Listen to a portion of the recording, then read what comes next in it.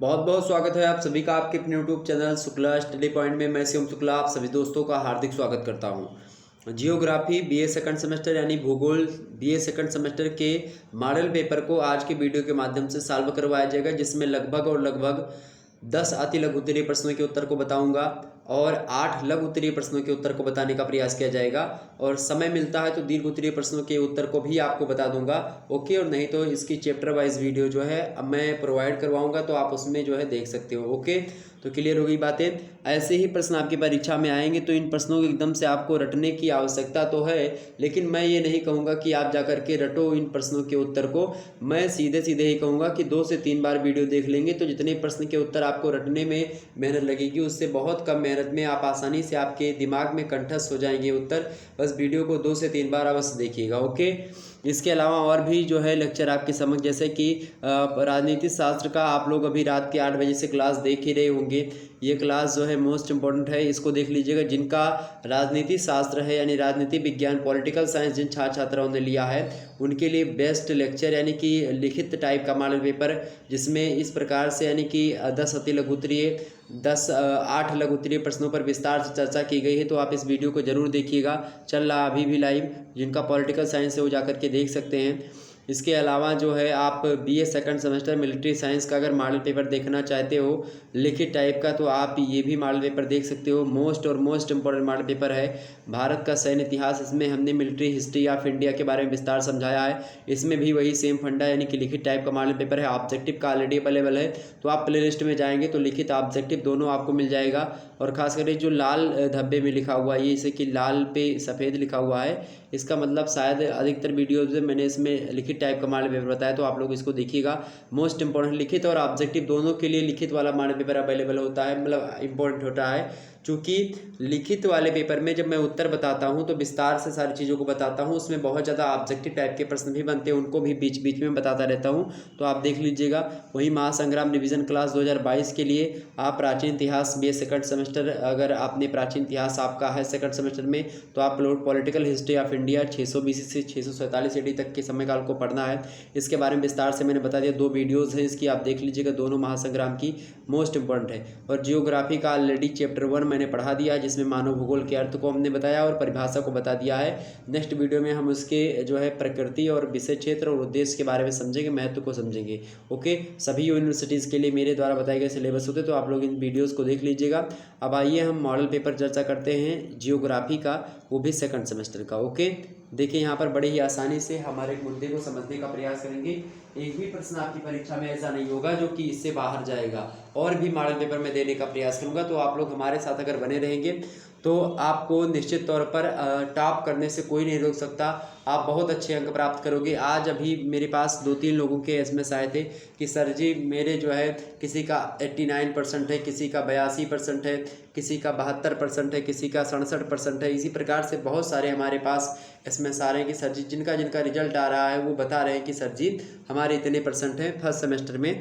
तो आप second semester की तैयारी हेतु आप अच्छे तरीके से शुक्ला स्टडी पॉइंट ज्वाइन करें, और शुक्ला स्टडी पॉइंट के द्वारा बताए गए जो प्रश्न होते हैं वो एग्जाम में ज़रूर आते हैं, 100% आते हैं, तो आपको भटकने की आवश्यकता नहीं। चलिए प्रारंभ करते हैं। बीए प्रथम वर्ष सेकंड सेमेस्टर भूगोल यानी जियोग्राफी, जिसके अंतर्गत हमको मानव भूगोल यानी ह्यूमन जियोग्राफी के बारे में पढ़ना है। आइए चर्चा करते हैं। तो सबसे पहले आपको जब पेपर आपको मिलेगा तो उसमें कुछ निर्देश दिए होते हैं, उन निर्देशों का पालन आपको जरूर करना चाहिए। आप निर्देशों का पालन अवश्य करें, यानी कि जब भी आप पेपर दे रहे हो मेरे प्यारे दोस्तों, तो आप निर्देशों का पालन अवश्य करें। यानी कि जो भी नोट दिया हो पेपर में उसको पढ़ ले एक बार, उसके हिसाब से प्रश्नों के उत्तर को लिखेंगे, ज़्यादा बेटर रहेगा। आपको नंबर ज़्यादा मिलने के चांस रहते हैं इस स्थिति में, तो आप जरूर देखिएगा, ओके, कि क्या लिखा हुआ है। सबसे पहले आपको अति लघु उत्तरीय प्रश्नों का सामना करना पड़ेगा। अति लघु उत्तरीय प्रश्नों की संख्या कितनी होगी? 10 होगी। 10 के 10 प्रश्न जो होंगे वो आपको करने होते हैं, ओके। ये बात ध्यान रखें, कितने शब्दों में? 50 शब्दों में आपको उत्तर लिखना है।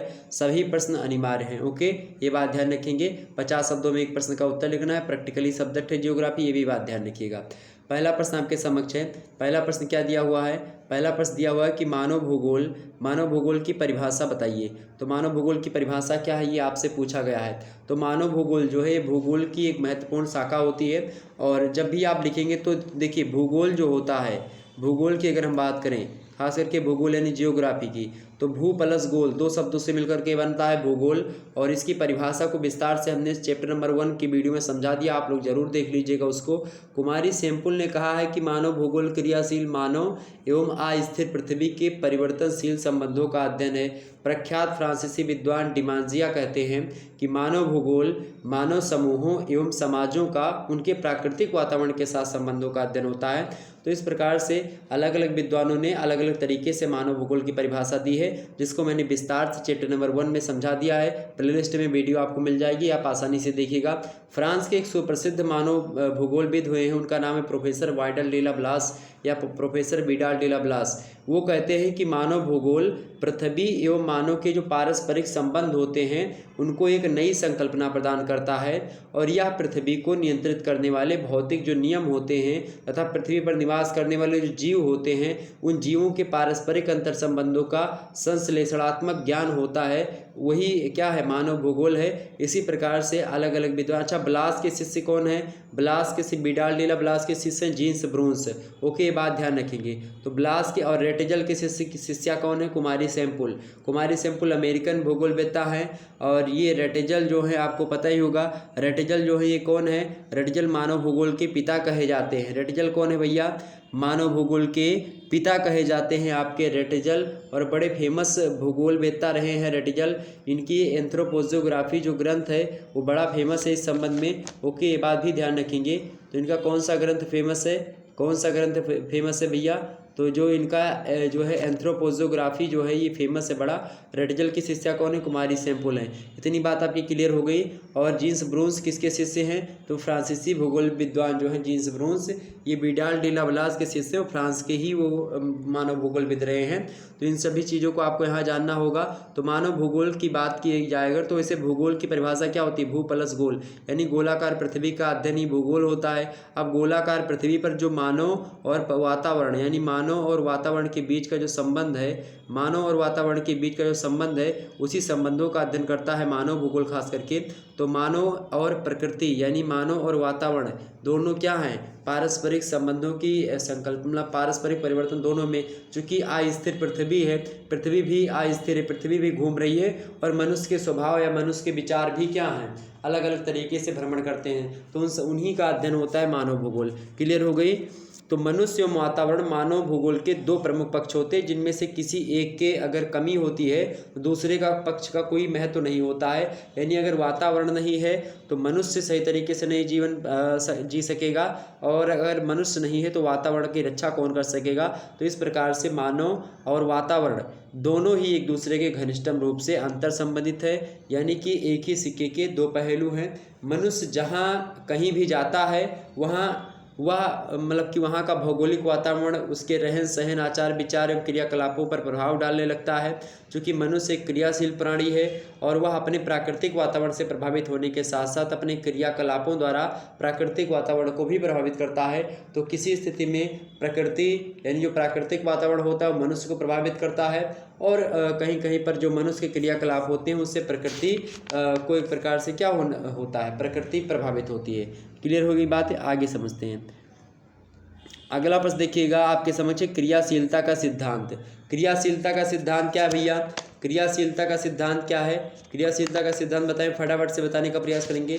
क्रियाशीलता का सिद्धांत, पार्थिविकता का सिद्धांत, भूगोल में प्रतिमान निर्माण का सिद्धांत, ये सब सिद्धांत जो हैं ये मानव भूगोल के मूल सिद्धांत माने जाते हैं, जिनमें यानी कि जो आपका क्रियाशीलता का सिद्धांत है ये कहता है, क्या कहता है?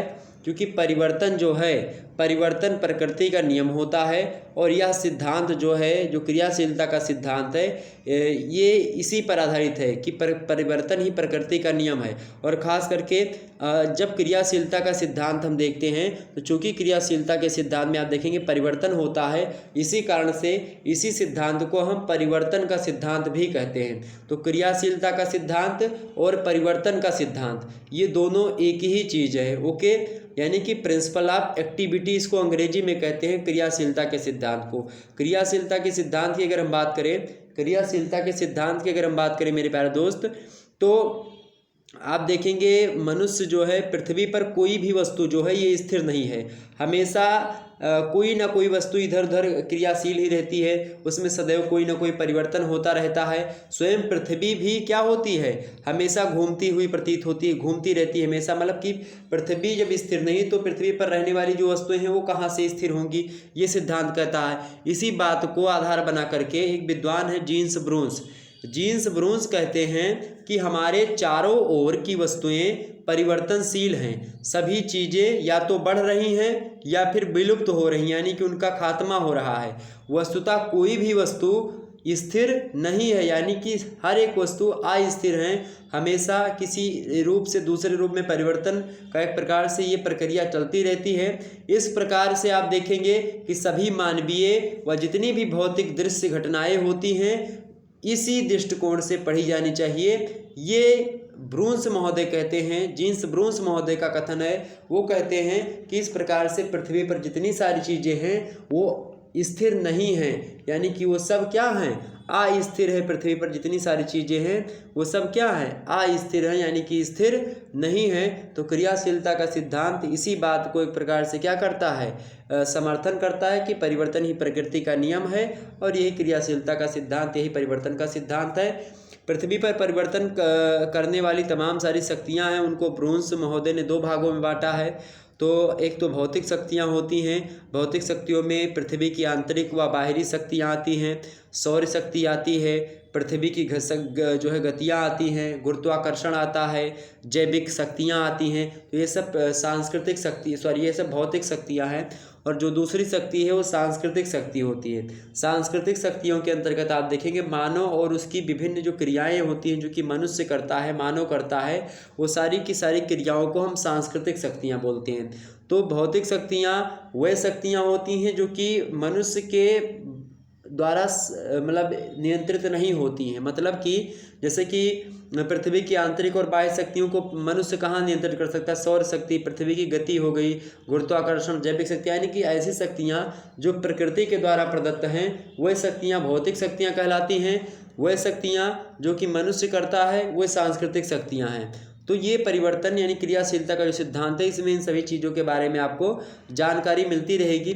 आंतरिक शक्तियाँ, बाह्य शक्तियाँ, सूर्यता, पृथ्वी की गतियाँ, इन सभी को लेकर के बड़ी लंबी लंबी चीज़ें हैं। अगर चर्चा करते रहेंगे तो समय बहुत ज़्यादा लंबा हो जाएगा। तो क्रियाशीलता का सिद्धांत आपके समझ में थोड़ा बहुत आ चुका होगा।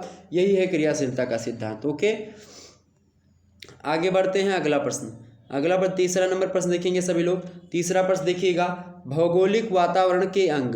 भौगोलिक वातावरण के कौन कौन से अंग हैं? अच्छा, मानव वातावरण संबंध से जब आप जैसे प्रश्न पूछा जाए कि मानव वातावरण संबंध से आप क्या समझते हैं, वातावरण समायोजन को स्पष्ट कीजिए। ठीक, तो ये क्या होता है, जब कभी आप देखेंगे कि इस प्रकार से प्रश्न पूछे जाते हैं तो उसमें आप देखेंगे खास करके मनुष्य और वातावरण के बीच के संबंधों को डिनोट करने वाले आप देखेंगे वातावरण समायोजन का सिद्धांत भी है, यानी कि थियरी ऑफ एनवायरनमेंट एडजस्टमेंट, ये भी एक थियरी दी गई है। ओके, ये बात भी ध्यान रखिएगा।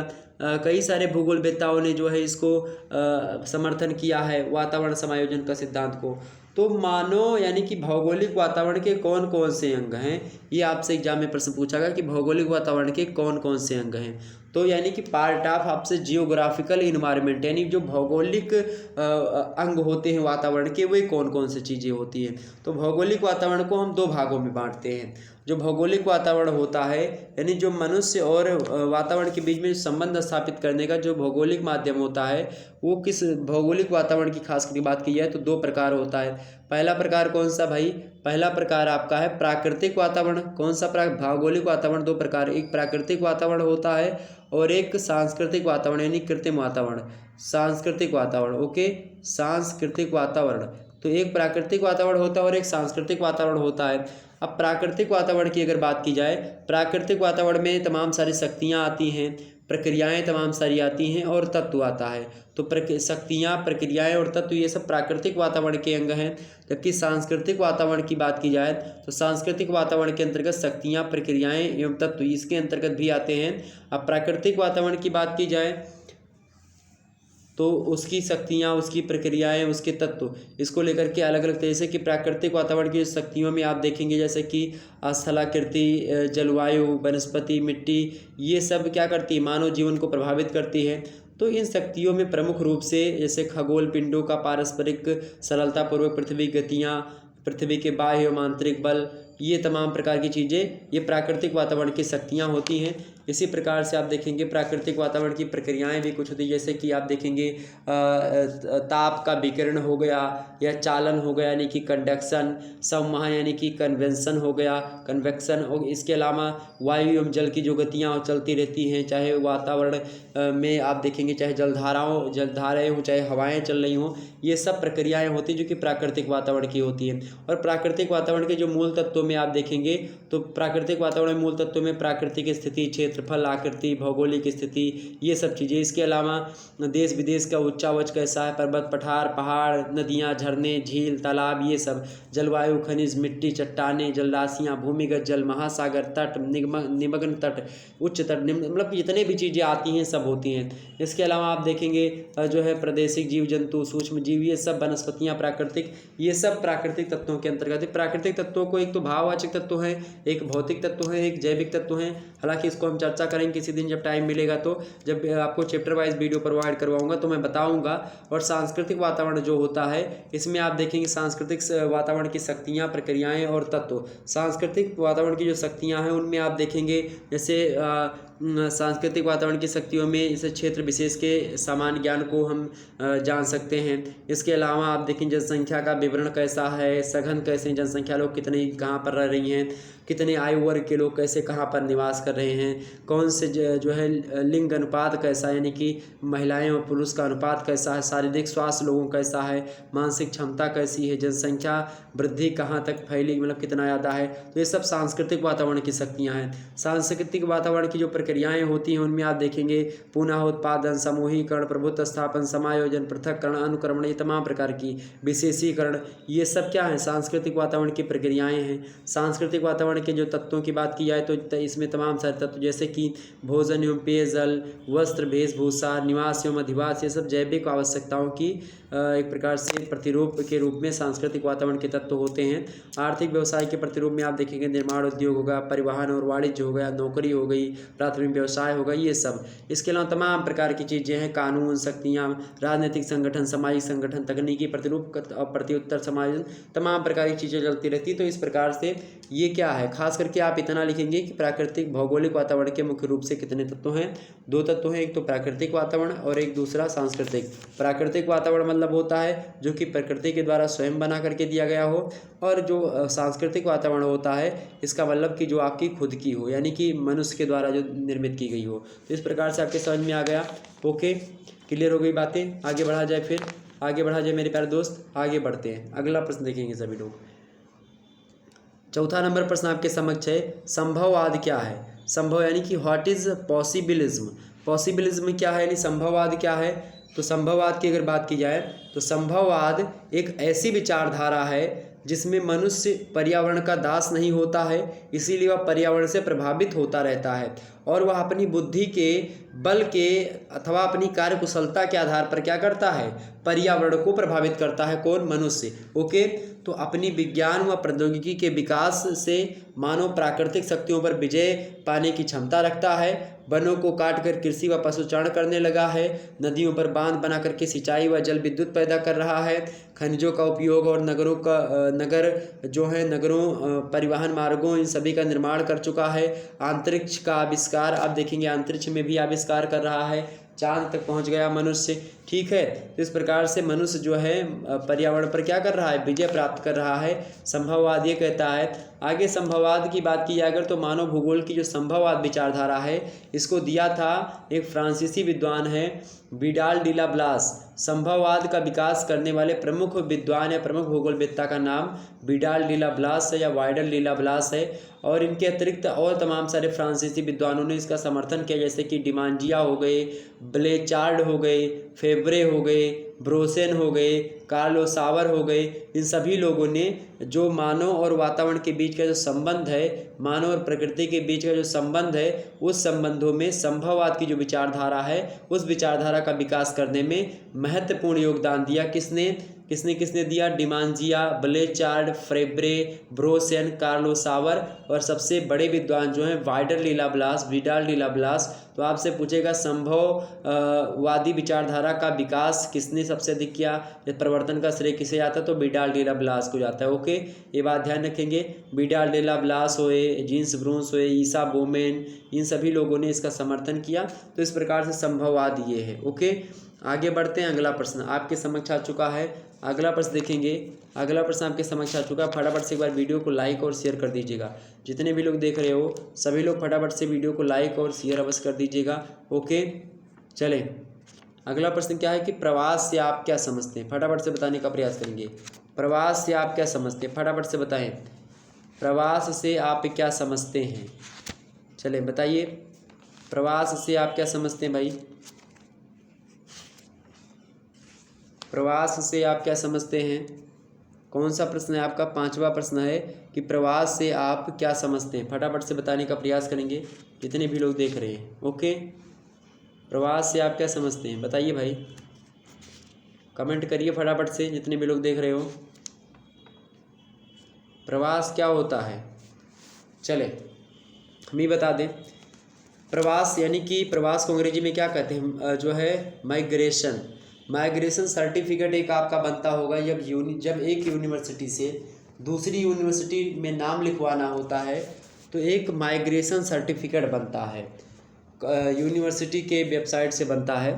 तो जो प्रवास होता है जब आप जाएंगे, जैसे कि बीए कर लिया हो, अब आप जब एमए करेंगे कहीं दूसरी यूनिवर्सिटी से, या फिर बीएससी कर रहे हो तो बीएमएससी करोगे, तो जब बीए से एमए में आप एडमिशन करवाओ किसी दूसरी यूनिवर्सिटी में, उसी यूनिवर्सिटी में तो माइग्रेशन नहीं लगेगा।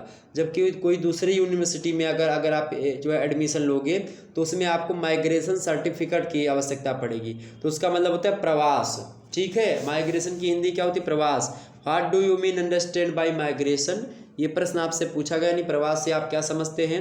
तो जनसंख्या का, बड़े ध्यान से सुनिएगा, जनसंख्या जब एक स्थान से दूसरे स्थान पर स्थानांतरित होती है तो उसी स्थानांतरण को जनसंख्या के प्रवास कहते हैं। यानी कि एक जगह पर अगर कोई रह रहा है, मान लेते हैं कि ए और बी दोनों पति पत्नी हैं और ये जो है सी नामक गांव में रहते हैं और इधर जो है डी नामक एक गांव है। अब यहाँ से प्रवास करते हैं, चूँकि इनके ऊपर क्या हुआ, प्रवास कई कारणों से होता है। जैसे मान लेते हैं ए और बी के यानी सी वाले गांव में बाढ़ आ जाती है तो ए और बी जो है पति पत्नी का जो युगल जोड़ा है ये किधर भागेगा? ये दूसरे गांव की ओर भागेगा जहाँ पर बाढ़ ना आए। तो ये डी वाले गांव में जाएगा। कौन? ए और बी। तो सी गांव क्या हो जाएगा? खाली हो जाएगा। तो ये जो हुआ है इसी को जनसंख्या का स्थानांतरण कहते हैं। और जब जनसंख्या का स्थानांतरण होता है तो इसी स्थानांतरण को ही हम क्या कहते हैं? इस क्रिया को, स्थानांतरण की इस प्रक्रिया को जो हुई है, जब जनसंख्या एक स्थान से दूसरे स्थान पर स्थानांतरण करती है तो इसी को ही हम क्या कहते हैं? प्रवास कहते हैं। क्या कहते हैं? प्रवास। ओके, और जो वहाँ पर रह रहा है उसको प्रवासी कहते हैं, दूसरे जगहों पर रह रहा है। तो प्रवास समझ में आ गया क्या होता है? तो प्रवास मात्र, अच्छा ये भी बात ध्यान रखेंगे, अब केवल इसी को हम प्रवास बोल देंगे ऐसा नहीं है। जब आप जियोग्राफी पढ़ोगे तो उसमें और भी जो है प्रवास के बारे में बातें बताई जाएंगी। तो प्रवास आप लिखेंगे कि प्रवास मात्र स्थान परिवर्तन ही नहीं होता है बल्कि क्षेत्रीय तत्वों को समझने का आधार भी होता है। चूँकि क्षेत्रीय तत्वों के बारे में तभी आप जान पाएंगे जब प्रवास करेंगे। जब एक स्थान से दूसरे स्थान पर जाएंगे तभी दूसरे स्थान के बारे में जान पाएंगे। है ऐसा कि नहीं है? बिल्कुल है। तो यह सामाजिक और आर्थिक पक्षों से जुड़ी हुई एक महत्वपूर्ण घटना होती है, जो प्रवास होती है। संयुक्त राष्ट्र संघ के जननांकीय शब्दकोश में इसकी परिभाषा को देते हुए कहा गया कि प्रवसन या प्रवास एक प्रकार की भौगोलिक प्रवासित या स्थानिक प्रवासिता है जो एक भौगोलिक इकाई और दूसरी भौगोलिक इकाई के बीच में देखने को मिलती है, जिनमें रहने का मूल स्थान या पहुंचने का स्थान दोनों अलग अलग होते हैं, यानी कि भिन्न होते हैं। इस प्रकार का प्रवास अस्थायी होता है। इसमें आप देखेंगे इसीलिए कि इसमें मानव का निवास स्थान अस्थायी रूप से परिवर्तित हो जाता है। और इसी प्रकार डेविड हीर कहते हैं प्रवास की परिभाषा को देते हुए कि अपने सामान्य निवास स्थान से किसी दूसरे स्थान पर जाकर के स्थानांतरण करना यानी प्रवसन करना या स्थानांतरण ही कहलाता है, प्रवसन कहलाता है या फिर प्रवास कहलाता है। सारी बातें एक ही है। ओके, क्लियर हो गई ये चीज़ें। प्रवास कई कारणों से होता है और प्रवास के कई कारण मतलब कई प्रकार के प्रवास होते हैं। ओके, चर्चा करेंगे हम आने वाले समय में। अगला प्रश्न देखिए, छठवां नंबर प्रश्न आपके समक्ष है। भारत को कितने नगरीय क्षेत्रों में नगरीय प्रदेशों में विभक्त किया गया है? भारत को कितने नगरीय प्रदेशों में विभक्त किया गया भैया? तो भारतीय में यानी कि classify India into major urban regions बताएं। यानी भारत को प्रमुख नगरीय प्रदेशों में विभक्त किया गया है। यानी भारत को प्रमुख कितने नगरीय प्रदेशों में बांटा गया है? तो भारत में नगरीय जनसंख्या के वितरण एवं वृद्धि दर में भी आप देखेंगे तो विभिन्नता मिलेगी। और सर्वाधिक नगरीकरण महाराष्ट्र में लगभग 35% है, सबसे कम अरुणाचल प्रदेश में है 6.3%। और इस प्रकार से नगरीय जनसंख्या के प्रतिशत के आधार पर भारत को हम 4 भागों में या फिर 4 प्रकार के नगरीय प्रदेशों में विभाजित करते हैं। पहला कौन सा है? पहला है अधिक नगरीकरण वाले क्षेत्र, दूसरा है सामान्य नगरीकरण वाले क्षेत्र, तीसरा होता है आपका न्यून नगरीकरण जनसंख्या वाले क्षेत्र और चौथा है अति न्यून नगरीकरण वाले क्षेत्र।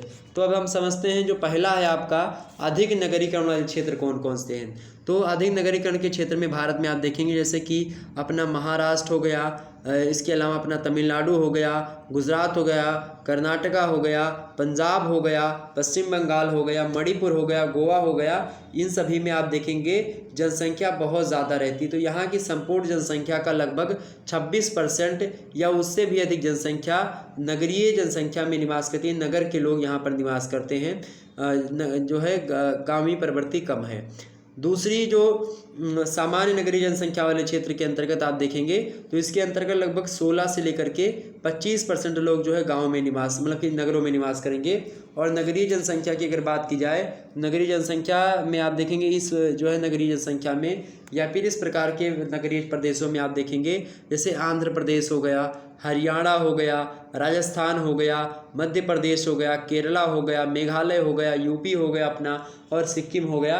तो ये सब क्या हैं? ये सब जो है ये सब सामान्य नगरीय जीवन है यानी कि सामान्य नगरीय जनसंख्या वाले क्षेत्र हैं। इसके अलावा जो तीसरा होता है भारत के नगरीय प्रदेशों की बात, तीसरा प्रकार का वो प्रदेश होता है जिसको हम न्यून नगरीय जनसंख्या वाले क्षेत्र कहते हैं। इसमें आप देखेंगे तो लगभग 9 से लेकर के 16% तक आबादी जो है नगरों में निवास करेगी। और इस प्रकार के नगरों की बात की जाए तो इसमें नागालैंड हो गया आपका, इसके अलावा बिहार हो गया, उड़ीसा हो गई, त्रिपुरा हो गया, ये सब इलाके सम्मिलित किए जाते हैं। इसके अलावा आप देखेंगे जो चौथा आपका जो नगरों का एरिया है यानी चौथा जो भारत की बात की जाए भारत में नगरीय प्रदेश है चौथा प्रकार का, वो होता है अति न्यून नगरीकरण वाले क्षेत्र।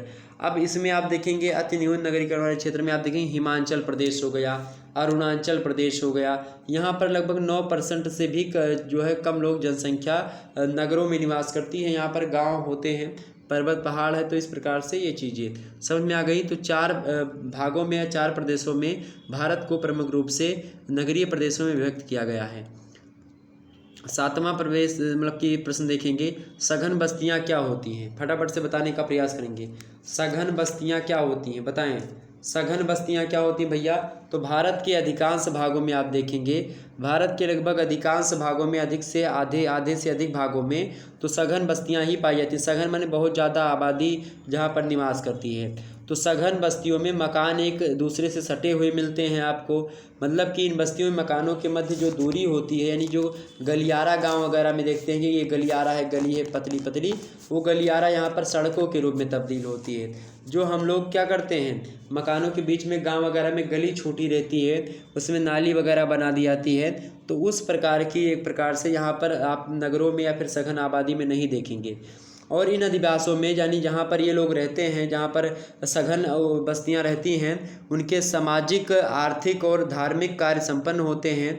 वहाँ पर आप देखेंगे मतलब कि अधिवासों में तमाम प्रकार की चीज़ें, जैसे कि सघन आबादियों में सामाजिक भी कार्य होते हैं, आर्थिक भी कार्य होते हैं और धार्मिक कार्य भी होते हैं। यानी कि जो गांव होता है उसमें गांव और नगरों के बीच में या नगरों में ही आप देखेंगे कुछ ऐसी बस्तियां होती हैं जो कि बहुत ज़्यादा सघन होती हैं। सटे सटे घर बने हुए हैं, 4 इंच की दीवार है, उसी पर छत टिके हुए हैं, लंबे लंबे ऊंचे ऊंचे 3-3 मंजिल के घर हैं और जगह नहीं है ज़्यादा, तो वो सघन बस्तियों में आती हैं। ओके, इसमें सारे काम होते हैं, जैसे सामाजिक कार्य हो गया, आर्थिक कार्य हो गया, धार्मिक कार्य, ये सारे कार्य संपन्न होते हैं, इसमें कोई दिक्कत नहीं होती। बिडाल डी लाब्लास इस प्रकार के अधिवासों को पुंजित बस्तियों के नाम से जानते हैं।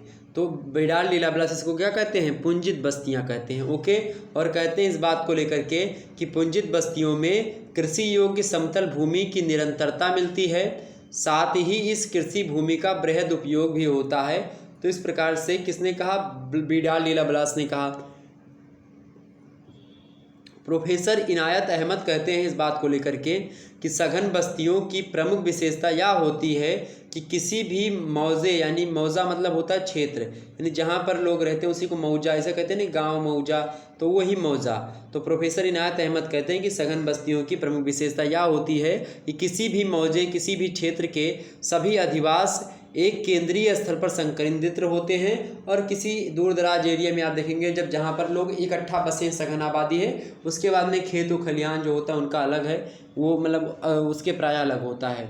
ठीक है, ये चीज़ें। तो सघन बस्तियाँ आप देखेंगे कहाँ पर मिलती हैं? तो वहाँ पर मिलती हैं जहाँ पर कृषि योग्य समतल भूमि की उपस्थिति हो, पीने के योग्य पानी की पर्याप्तता हो, परिवहन के साधनों का विकास हो और विकसित अवस्था में वो हो, सुरक्षा की व्यवस्था हो और जो है एक प्रकार से चिकित्सा की व्यवस्था हो। इस प्रकार के जहाँ पर चीज़ें होती वहाँ पर जो है सघन बस्तियाँ मुख्य रूप से पाई जाती हैं। खास करके आप देखें भारत में समतल गंगा का जो मैदान है यहाँ पर ये सुविधाएं पूर्ण रूप से उपलब्ध हैं और अपने आदर्श स्वरूप में मिलती हैं, और इसीलिए सतलज गंगा का जो ये मैदान है यहाँ पर सघन बस्तियों की उपस्थिति मुख्य रूप से देखी जा सकती है। यहाँ पर लोग बड़ी सघन आबादी में रहते हैं। तो इस प्रकार से आपकी बातें क्लियर हो गई। सघन बस्तियों के बारे में आपको समझ में आ गया। आगे बढ़ते हैं अगले प्रश्न की ओर। अगला प्रश्न आप देखिएगा, 7वां नंबर प्रश्न है, विश्व को सांस्कृतिक परिमंडलों में विभक्त कीजिए। विश्व को सांस्कृतिक परिमंडलों में विभक्त कीजिए यानी कि बांटिए। भैया विश्व के जो सांस्कृतिक परिमंडल हैं वो कितने हैं? सांस्कृतिक परिमंडलों के बारे में मैंने आपको ऑलरेडी बताया होगा ऑब्जेक्टिव टाइप के मॉडल पेपर में। तो सांस्कृतिक परिमंडल कितने हैं भाई? 11 हैं। तो विश्व को अगर हम सांस्कृतिक परिमंडलों में बांटे तो लगभग 11 प्रकार के सांस्कृतिक परिमंडलों में हम बांट सकते हैं। ठीक है, जैसे कि अब नाम भी सुन लीजिएगा, लिखिए भाई। पहला नाम लिखिएगा, पहला सांस्कृतिक परिमंडल है दक्षिणी एशियाई परिमंडल। कौन है? दक्षिणी एशियाई परिमंडल जो है ये पहला। दूसरा लिखिएगा अरब मुस्लिम परिमंडल। क्या? अरब मुस्लिम परिमंडल। तीसरा परिमंडल है दक्षिणी पूर्वी एशियाई परिमंडल। तीसरा कौन सा है? दक्षिणी पूर्वी एशियाई परिमंडल। और चौथा परिमंडल कौन सा आपका? चौथा परिमंडल है पूर्वी एशियाई परिमंडल। पूर्वी एशियाई परिमंडल। पांचवा परिमंडल लिखिएगा अफ्रीकी परिमंडल। छठवां लिखिएगा ऑस्ट्रेलियाई परिमंडल। सातवां लिख लीजिएगा पश्चिमी यूरोपीय परिमंडल। आठवां लिखिएगा सभी लोग, आठवां लिखिएगा पूर्वी यूरोपीय परिमंडल। नौवां लिख लीजिएगा आंग्ल अमेरिकी परिमंडल। ओके, और 10वां क्या है? लैटिन अमेरिकी परिमंडल। और 11वां आपका और लास्ट है प्रशांत महासागरीय परिमंडल। तो इस प्रकार से 11 सांस्कृतिक परिमंडल है जो कि विश्व को हम बांटते हैं। तो विश्व को मुख्य रूप से 11 परिमंडलों में बांटते हैं जो कि सांस्कृतिक आधार बना करके हम कैटेगराइज किए हुए हैं। तो विश्व को सांस्कृतिक परिमंडलों की बात की जाए तो 11 सांस्कृतिक परिमंडलों में पूरे विश्व को, संसार को बांटा गया है। पहला है दक्षिणी एशियाई परिमंडल, दूसरा है अरब मुस्लिम परिमंडल, तीसरा है दक्षिण पूर्वी एशियाई परिमंडल, चौथा है पूर्वी एशियाई परिमंडल, पांचवा है अफ्रीकी परिमंडल, छठवां है ऑस्ट्रेलियाई परिमंडल, सातवां है पश्चिमी यूरोपीय परिमंडल, आठवां है पूर्वी यूरोपीय परिमंडल, नौवां है आंग्ल अमेरिकी परिमंडल, 10वां है आपका लैटिन अमेरिकी परिमंडल और 11वां है आपका प्रशांत महासागरीय परिमंडल। तो इस प्रकार से आपको परिमंडलों के बारे में समझ में आ गई बातें। आगे समझते हैं। अगला प्रश्न है आपके समझ, यानी कि जिनके कल्चर लगभग मिलते जुलते हैं उनको एक परिमंडल में समाहित करने का प्रयास किया गया है। ओके, अगला प्रश्न देखेंगे, प्रजाति को परिभाषित कीजिए। प्रजाति क्या होती है भैया? प्रजाति को परिभाषित कीजिए। मोस्ट इंपॉर्टेंट प्रश्न है, प्रजाति क्या होती है? तो प्रजाति यानी कि डिफाइन द रेस या फिर डिफाइन रेस, बताएं। तो भाई डेफिनेशन आप रेस या क्या लिखेंगे आप? तो प्रजाति जो होती है एक जैविक विचार होता है। प्रजाति एक जैविक विचार है। शब्द प्रजाति के बारे में वैज्ञानिक एक मत नहीं है। और प्रजाति जो है समान गुण समूह वाले लोगों को हम प्रजाति कहते हैं। एक भाषा, और इसके अलावा एक भाषा के अलावा आप देखेंगे कई पीढ़ियों से एक दूसरे मतलब एक ही स्थान पर रहने वाले मानव समूह को हम प्रजाति कहते हैं, जो कि एक ही भाषा बोलते हो, एक जैसा रहन सहन हो, खान पान हो, उनको हम एक प्रजाति बोलते हैं। ओके, तो ये क्या हो गया, प्रजाति हो गई, इसी को प्रजाति कहते हैं। कुछ वैज्ञानिक प्रजाति को धर्म से संबंधित मानते हैं, जैसे कि यहूदी प्रजाति कुछ लोग कहते हैं, यहूदी धर्म के जो लोग यहूदी प्रजाति से हैं, हिंदू धर्म के लोग हिंदू प्रजाति, मुस्लिम धर्म के लोग मुस्लिम प्रजाति। तो इस प्रकार से कुछ विद्वान प्रजातियों को धर्म को आधार बना करके बांटते हैं। मानव शास्त्री जो हैं उन लोगों ने प्रजाति की व्याख्या जो है बड़े अच्छे ढंग से करी है और कहा कि प्रजाति जो होती है मानव जाति का एक मुख्य भाग है, जो इस नस्ल की शारीरिक विशेषताओं से चिन्हित होती है। यानी शारीरिक उनका जो है चलाव ढलाव या शारीरिक उनकी एक प्रकार से जो कद काठी है, कपाल मस्तक कैसा है, नाक कैसी है, इसके हिसाब से प्रजातियों का वर्गीकरण किया।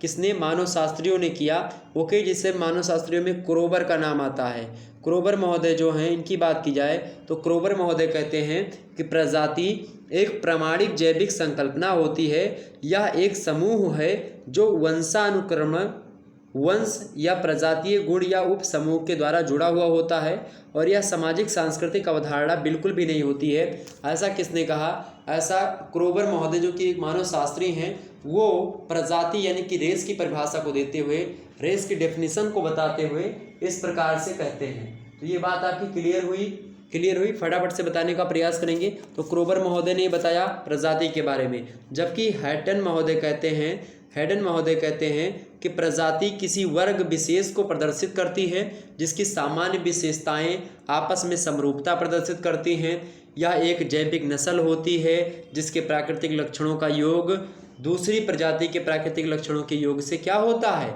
बिल्कुल भिन्न होता है, यानी कि अलग होता है। तो इस प्रकार से हम कह सकते हैं कि प्रजाति जो होता है एक मानव वर्ग है, जिसके सब मनुष्यों की शारीरिक रचना के बाह्य लक्षण, जैसे शरीर का कद कैसा है उनकी त्वचा का रंग कैसा है, उनके सिर की बाई चौड़ाई कैसी है, बालों की आकृति कैसी है, नेत्र की आकृति कैसी है, रंग कैसा है, होठों की मोटाई कैसी है, उनके नाक का आकार कैसा है, ये तमाम प्रकार के शारीरिक लक्षण जो होते हैं वो एक प्रजाति के अंतर्गत निवास करते हैं। यानी कि जिस प्रजाति के होंगे उस प्रजाति के सारे लोगों के उस प्रकार से कपाल काठी होगी।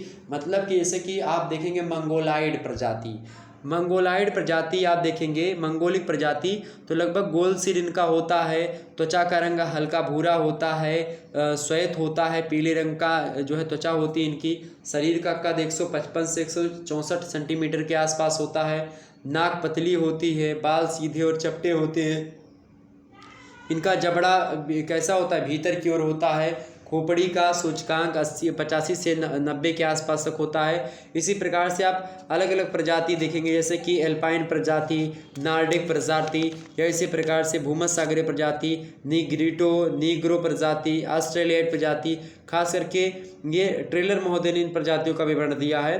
नीग्रो प्रजाति देखेंगे तो इनका सिर लंबा होता है, और प्रजाति की शारीरिक विशेषताएं जैसे कि त्वचा का रंग काला होता है, कद 172 सेंटीमीटर से भी ज़्यादा होता है, नाक चौड़ी व चपटी होती है। कई प्रकार की जो चीज़ें हैं ये इन सभी प्रजातियों में दिखाई पड़े। तो प्रजातियों के बारे में आपको समझेगा कि प्रजाति होती क्या है। हो गई प्रजाति की परिभाषा। आगे देखते हैं। अगला प्रश्न आपके समक्ष ही, भारत में थारू जनजाति के निवास क्षेत्र को बताइए। थारू जनजाति समझ रहे हैं, उत्तराखंड, उत्तर प्रदेश, यहाँ आप देखेंगे थारू जनजाति निवास करती हैं। इसके अलावा मुख्य रूप से तो यहाँ पर रहती है, लेकिन थारू का निवास आप देखेंगे उत्तराखंड में खास करके ये निवास करती हैं, उत्तर प्रदेश और उत्तराखंड में। और थारू जनजाति की बात की जाए तो थारू उत्तरी भारत की एक महत्वपूर्ण जनजाति है, और इसका निवास क्षेत्र कहाँ कहाँ पर है? उत्तर प्रदेश और उत्तराखंड, इन दो राज्यों के जो तराई इलाके हैं और जो भावर प्रदेश पड़ता है, पर्वत से थोड़ा नीचे वाला प्रदेश, वहाँ पर आप देखेंगे लगभग 25 किलोमीटर की चौड़ी पट्टी में, 25 किलोमीटर चौड़ी और लगभग 600 किलोमीटर की लंबी पेटी के रूप में पश्चिम में नैनीताल जिले से लेकर के आप देखेंगे, पश्चिम से नैनीताल जिला जो पड़ता है उत्तराखंड में, कहते नहीं कि तालों में नैनीताल बाकी सब तलैया, तो जो नैनीताल पड़ता है, नैनीताल एक जिला भी है, नैनीताल जिले से लेकर के पूरब का जिला जो है गोरखपुर, जानते होंगे सभी लोग, गोरखपुर सबसे बड़ा रेलवे स्टेशन है। तो गोरखपुर यानी कि नैनीताल से लेकर के पश्चिम का जो नैनीताल जिला है वहाँ से लेकर के जो पूरब का गोरखपुर जिला है वहाँ तक फैले हुए हैं ये। इसके अलावा उससे आगे बिहार के मोतीहारा जिला जो है, उस जिले में के जो उत्तरी भाग है मोतीहारा जिला का, वहाँ पर भी देखेंगे तो आपको ये लोग मिलेंगे, थारू जनजाति के लोग। वैसे इन जनजाति का सर्वाधिक जमाव जो है नैनीताल जिले के आप देखेंगे खटीमा नामक एरिया में, सितारगंज में, रामपुरा नैनीताल के जिले में पड़ता है, नानकमटा और जो है तनकमरा, इसके अलावा बनबासा, इन सभी स्थानों पर पाया जाता है उत्तराखंड में, नैनीताल में। ओके, तो थारू लोगों का आवास क्षेत्र को मिलाकर के लगभग 15,000 वर्ग किलोमीटर के क्षेत्र में फैला हुआ है। कितने? 15,000 वर्ग किलोमीटर के क्षेत्रफल पर फैला हुआ है। और इस प्रदेश में लगभग 125 सेंटीमीटर के आसपास वर्षा होती है, 150 सेंटीमीटर के आसपास वर्षा होती है, जहाँ पर थारू लोगों का निवास स्थान होता है। अनियमित अफवाह के कारण से यहाँ निम्न दलदली भूमि होती है, सघन वनस्पति का आवरण फैला हुआ होता है, वर्ष के अधिकांश समय उच्च तापमान होता है और उच्च आर्द्रता रहने के कारण से यहाँ की जलवायु अस्वास्थ्यकर भी रहती है। तो इस प्रकार से ये थारू जनजाति के निवास क्षेत्र के बारे में मैंने आपको विस्तार से समझाने का प्रयास किया है। आगे चलते हैं। तो इस प्रकार से आप लोगों ने अति लघु उत्तरीय प्रश्नों के उत्तर को समझा। अब हम लघु उत्तरीय प्रश्नों के उत्तर को जानने का प्रयास करते हैं। प्रश्न अगला आपके समक्ष पूछ लिया गया भाई। देखिए, केवल 5 प्रश्नों के उत्तर देने हैं, कुल मिलाकर के 8 प्रश्न दिए गए हैं। हम 8 के 8 प्रश्नों का उत्तर देखने का प्रयास करेंगे और यहाँ पर केवल आपको 5 प्रश्नों के उत्तर देने हैं। खंडवा से 200 शब्दों में इन प्रश्नों के उत्तर को आपको लिखना है। हालांकि अभी तक जो मैं प्रश्न के उत्तर बता रहा था ये 200 शब्द के आसपास यानी 150-200 शब्दों में ही बता रहा था, तो आपको परेशान होने की आवश्यकता नहीं है। ओके, जो कुछ भी बातें यहाँ से आप सुनो, 3 से 4 बार वीडियो को देखिएगा। उसके बाद में क्या हो जाएगा, आपकी सारी चीज़ें कंठस्थ हो जाएंगी। उसके बाद में आप अपने हिसाब से उसमें बना करके भी कुछ चीज़ें लिख सकते हो, तो उतना ज़्यादा जो है कोई दिक्कत नहीं होती है। ओके, ये बात क्लियर हो गई आपकी। आगे बढ़ा जाए। अगला प्रश्न देखिए, दूसरा नंबर प्रश्न है जो कि लघु उत्तरीय टाइप का है। प्रश्न है कि गोंडों के सामाजिक आर्थिक क्रियाकलापों का वर्णन कीजिए। बहुत ही अच्छा प्रश्न है, बहुत ही मोस्ट इम्पोर्टेंट प्रश्न है। प्रश्न क्या है कि गोंडों के सामाजिक आर्थिक क्रियाकलापों का वर्णन कीजिए। तो सामाजिक व्यवस्था की अगर बात की जाए इनके, तो सामाजिक व्यवस्था में गोंडों की बात की जाए तो गोंड जनजाति के लोग जो हैं ये गोत्रों में बटे हुए हैं। इनके गोत्र की बात की जाए तो वृक्ष, पक्षी व पशु पर होते हैं। इनके गांव छोटे होते हैं गोंडों के, और एक गांव में 15-20 झोपड़ियाँ होती हैं इनके गांव में। मकान में साल की लकड़ी जो होती है और घास और बांस, इनकी प्रचुर मात्रा में प्रयोग इनके घर बनाने में किया जाता है।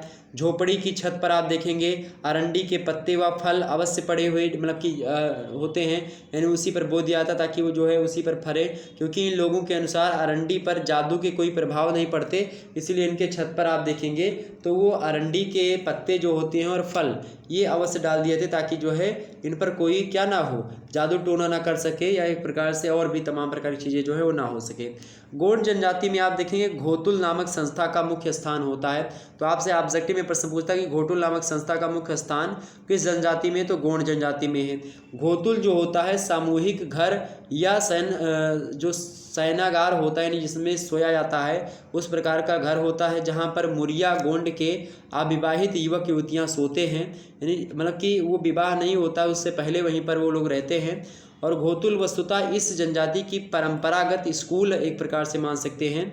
यहाँ पर युवक और युवतियाँ केवल शयन ही नहीं करते बल्कि जो सामाजिक रीति रिवाज, सांस्कृतिक नृत्य गान, समाज के अन्य उत्तरदायित्व निभाने की भी शिक्षा यहाँ पर प्राप्त करते हैं। तो एक प्रकार से घोतुल जो है सामूहिक घर बोले या शयनागार बोले, यहाँ पर शिक्षा भी होती है जहाँ पर अविवाहित युवक और युवतियाँ सोने का भी काम करते हैं और भी रीति रिवाज का काम वहीं पर करते हैं। सांस्कृतिक नृत्य गायन हुआ, समाज के और तमाम सारे कार्य, तो वहीं पर गोंड के लोग जो है जो युवक और युवतियाँ होते हैं, जो लड़के और लड़कियाँ होते हैं, वो वहीं पर रहते हैं। तो ये गोंडों में एक प्रकार से एक परंपरा है। ओके, इसके अलावा इनकी पारिवारिक व्यवस्था की अगर बात की है गोंडों की, तो गोंड जनजाति में संयुक्त और व्यक्तिगत दोनों प्रकार के परिवारों की प्रथा, यानी कि संयुक्त परिवार जॉइंट फैमिली भी है और इंडिविजुअल फैमिली यानी कि केंद्रीय फैमिली भी आप देखेंगे। यहाँ पर संयुक्त परिवार को भाई बंद के नाम से इन जनजातियों में पुकारा जाता है, ये बात भी ध्यान रखेंगे। और जो है भाई बंद में यानी कि संयुक्त परिवार में आप देखेंगे तो पुरुष और उसकी पत्नी और वयस्क बच्चे, अविवाहित पुत्रियाँ, विवाहित पुत्र और उनकी पत्नियां, उनके बच्चे, ये सब शामिल होते हैं इनकी ज्वाइंट फैमिली में। और परिवार के सभी सदस्य अपनी क्षमता के अनुसार कृषि करते हैं। कोई जो शिकार करने लायक हो शिकार करता है, जो घर का काम बनाने का मतलब कि कुछ व्यक्ति कार्य करते हैं। तो जो जो जानता है अपने अपने हिसाब से काम करता है, इस हिसाब से बटा होता है। और भाई बंद परिवार के प्रधान को क्या कहा जाता है, यानी जो परिवार का ज्वाइंट फैमिली जो होती है गोंडों में, उसका जो परिवार होता है, उस परिवार का जो मुखिया होता है, और परिवार को भाई बंद परिवार कहा जाता है। ज्वाइंट फैमिली को यहाँ पर जो है क्या कहा जाता है, भाई बंद परिवार कहा जाता है। और भाई बंद परिवार में जो प्रधान होता है, मुखिया होता है, उसको सिरदार कहा जाता है। क्या कहा जाता है, सिरदार कहा जाता है। समाज की गंभीर समस्याओं को सुलझाने में सिरदार जो होता है गांव के बड़े बुजुर्गों से क्या करता है, परामर्श लेता है और इस हिसाब से जो समस्याएं होती है उसको सुलझाता है। तो इस प्रकार चीज़ें आपकी समझ में आ गई। अच्छा, तो अब हम जो है विवाह व्यवस्था इनकी समझ लेते थोड़ा सा कि गोंडों की विवाह व्यवस्था कैसी है। आपके एग्जाम से पूछा जा सकता है कि विवाह व्यवस्था के बारे में बताएं। तो गोंडों की विवाह व्यवस्था की अगर बात की जाए तो गोंड लोग बहिर्विवाही होते हैं, यानी कि इसमें समगोत्रीय विवाह नहीं होते हैं। समगोत्र का अगर है तो विवाह नहीं होता है। इन लोगों में भाई की लड़की और बहन के लड़के के साथ विवाह आप देखेंगे खास करके तो हो जाता है, यानी कि समगोत्रीय विवाह इसमें नहीं होता है। लेकिन आप देखेंगे कि अगर भाई की लड़की है और बहन का लड़का है तो उसके साथ विवाह हो जाएगा। यानी कि भाई है, उसकी कोई लड़की है, ओके, और कोई मतलब भाई की बहन है मान लेते हैं, बहन की विवाह किसी स्थान पर हो चुका है, उसका लड़का है, तो इससे शादी हो जाएगा। ओके, बहन की लड़की से विवाह को प्राथमिकता दी जाती है कि पहले बहन की लड़की से विवाह हो जाए, यानी कि बुआ की लड़की अगर है उसके तो शादी हो जाती है, प्राथमिकता दी जाती है। इसमें से आप देखेंगे इससे ये प्रथम पीढ़ी का बदला चुकाना समझते हैं कि जिस प्रकार से क्या हुआ है कि इसे दूध का लौटाना भी कहते हैं। इनमें गोंडों में क्या होता है कि जो बहन की बिटिया होती है, जैसे मान लेते हैं कि आपके पापा का नाम ए है और आपकी माताजी का नाम बी है, आपके पापा की एक बहन है, यानी कि उनका नाम मैं सी रख देता हूँ, ठीक है, ये आपके पापा की बहन है सी। ओके, तो ये बात यानी ए आपके पापा हैं, बी आपकी मम्मी हैं और ये आपकी बुआ जी हैं, बहन है। अच्छा, ए और बी के समागम से एक जो है मान लेते हैं कि लड़का उत्पन्न हुआ, एक लड़का उत्पन्न हुआ, लड़की उत्पन्न, मान लेते हैं लड़का उत्पन्न हुआ, इसका नाम डी है, लड़के का लड़का डी है। अच्छा, ये सी का विवाह जो है किसी ई नाम के जो है पुरुष से हुआ है। तो जब ई नाम के पुरुष से हो तो ई और सी के समागम से मान लेते कोई लड़की उत्पन्न हुई। अब इस लड़की का नाम मैं रख देता हूँ यफ। तो यफ क्या है, यफ जो है एक लड़की है। अब सबसे पहले प्राथमिकता गोंडों में ये होती है कि अगर विवाह करना है ए और बी को, यानी आपके माता पिता को आपका यानी कि डी का, तो किससे करेंगे, आपकी बुआ की लड़की, यानी कि जो है आपकी नहीं, गलती से निकल जा रहा है, डी की बुआ के लड़की से, यानी कि जो डी की बुआ है वो कौन है, सी है। सी कौन है, ए की बहन है। तो सबसे पहले चूंकि ए ने ई से विवाह किया था सी का, अब आप कंफ्यूज मत होइएगा, चूँकि ए ने जो है आपके फूफा से, मतलब मान लेते हैं कि फूफा से विवाह किया था, डी के फूफा से विवाह किया। अब सोचिए चूँकि आप जो है ए ने अपनी बहन को इनके यहाँ पे भेजा, तो अब ये लोग सोचते हैं, ए वाले यानी कि ये सब सोचते हैं, ए और बी लोग सोचते हैं कि इसकी जब लड़की होगी तो ये मेरे यहाँ पर आएगी, यानी इसको बदला लेना कहते हैं, या फिर इसी को क्या कहते हैं, इसी को मेरे प्यारे दोस्तों, इसी व्यवस्था को या इसी चीज़ को ये लोग दूध का लौटाना कहते हैं या प्रथम पीढ़ी का बदला चुकाना समझते हैं। और गोंड जनजाति में बारात विवाह के लिए कन्या के घर से कन्या सहित वर के घर जाती है। ठीक है, ये बात ध्यान रखेंगे। गोंडों में क्या होता है, गोंड जो जनजाति होती है, आपको अच्छा लग रहा हो तो नई नई बातों को जानने में बड़ा अच्छा लग रहा होगा, लग रहा है तो फटाफट से वीडियो को लाइक करेंगे। इसी प्रकार से और वीडियोस देखने के लिए मैं और भी जनजातियों के बारे में आपको बताऊंगा आने वाले समय में, तो आप इसके लिए परेशान ना हो। ओके, तो गोंड जनजाति में क्या होता है, जो बारात होता है वो बारात विवाह के लिए क्या होता है, विवाह में आप देखेंगे बारात जो होती है कन्या के घर से कन्या के सहित वर के घर पर जाती है। ठीक है, वर के घर, जैसे कि हम लोगों में क्या होता है कि दूल्हा जो है बारात लेकर के जाता है, आए हम बाराती बारात लेके, ठीक है, तो इसमें क्या होता है दूल्हा लेकर बारात जाता है, लेकिन उसमें दुल्हन जो है कन्या के सहित जो है वर के घर पर आती है गोंडों में। तो इस प्रकार से व्यवस्था है। अगला देखते हैं, तीसरा नंबर प्रश्न आपके समक्ष है, बुशमैन के निवास क्षेत्र का वर्णन कीजिए। बुशमैन जो है जनजाति जो है, सॉरी, बुशमैन जनजाति कैसी जनजाति भैया, बुशमैन जनजाति जो है ये जनजाति एक प्रकार से विश्व स्तर की जनजाति है। ओके, तो बुशमैन के निवास क्षेत्र का वर्णन कीजिए। अच्छा, इसमें हमने एक चीज़ और बताई, आर्थिक क्रियाकलाप बताए कि नहीं बताए। आर्थिक क्रियाकलापों में अगर गोंडों की बात की जाए गोंडों के आर्थिक क्रियाकलाप नहीं हमने बताया ना, नहीं बताया। तो आर्थिक गोंडों के जो आर्थिक क्रियाकलाप हैं इसमें आप देख लीजिएगा, इसमें जैसे कि कृषि करते हैं लोग, कृषि में भी दिप्पा कृषि करते हैं, पैंडा कृषि करते हैं, मछली पकड़ना हुआ, पशुओं का चारण हुआ, लघु कुटीर उद्योग हुआ, इनमें ये लोग करते हैं। यानी कि आप देखेंगे 2 या 3 गाँव के लिए एक लुहार होता होगा जो कि कृषि के अनेक औजार बनाता है। इन्हीं गोंडों में से कोई एक परिवार पीढ़ी दर पीढ़ी लुहारी का काम करता जाता है और ये पेशा अपना लेता है। इस प्रकार से इसी को कुटीर उद्योग में कहते हैं। आप पशु चारण में पशुओं को चढ़ाते हैं, ये गोंड लोग जो है पशु चारण का पेशा करते हैं। तो एक प्रकार रावत वर्ग के जो लोग होते हैं, खास करके इसमें रावत, तो गोंड लोग जो होते हैं उनमें जो रावत वर्ग के लोग होते हैं वो गोंड जो होते हैं वो पशु चारण का पेशा करते हैं। ये लोग गाय बैल पालते हैं, इनको किसानों को बेच देते हैं। रावत लोगों को दूध दही के बदले में अनाज मिल जाता है और इस प्रकार से ये लोग ये काम करते हैं। मछली पकड़ने वाले जो लोग होते हैं उनमें केवट हो गए, कुरुक हो गए, धीमर वर्ग के गोंड हो गए, ये सब जनजाति। जो केवट राम जी के जो है नैया नाव चलाया था वो वही मछली पकड़ने का काम केवट वही थे, वही केवट, तो वो जनजाति गोंड जनजाति में आते हैं। पंडा कृषि करते हैं लोग। पंडा कृषि मतलब होता है कि बस्तर के उन पहाड़ी ढालों पर जहाँ जो है ढालों पर बन खड़े हुए हैं या कृषि की जाती वहीं पर और सीढ़ी नुमा खेत बना करके कृषि करते हैं। तो इस प्रकार की कृषि को पंडा कृषि कहते हैं। दीपा कृषि यानी कि कृषि 2-4 वर्ष तक की जाती है। जब इसकी उर्वरा शक्ति समाप्त हो जाती है तो उस मतलब कि उसको छोड़ करके किसी दूसरे स्थान पर जा करके फिर कृषि करते हैं। तो इस प्रकार की कृषि को दीपा कृषि, इसी कृषि को स्थानांतरणशील कृषि, इसी कृषि को झूमिंग कृषि, अलग अलग राज्यों में अलग अलग देशों में इसको अलग अलग नामों से जाना जाता है। ओके, ये बात क्लियर हुई। आगे बढ़ते हैं हम अगले प्रश्नों को जानने का प्रयास। तो यह सब आर्थिक क्रियाएं हैं गोंडों की। तीसरा प्रश्न आपके समक्ष है बुशमैन के। अच्छा, इसमें आप दीर्घ उत्तरीय प्रश्न पूछा था तो भी आप आसानी से लिख पाते, जिन्हें मैंने बता दिया। बुशमैन के निवास क्षेत्र का वर्णन कीजिए भैया। बुशमैन के निवास क्षेत्र यानी कि describe the habitat of bushman. Bushman जो हैं ये विश्व स्तर की जनजाति है।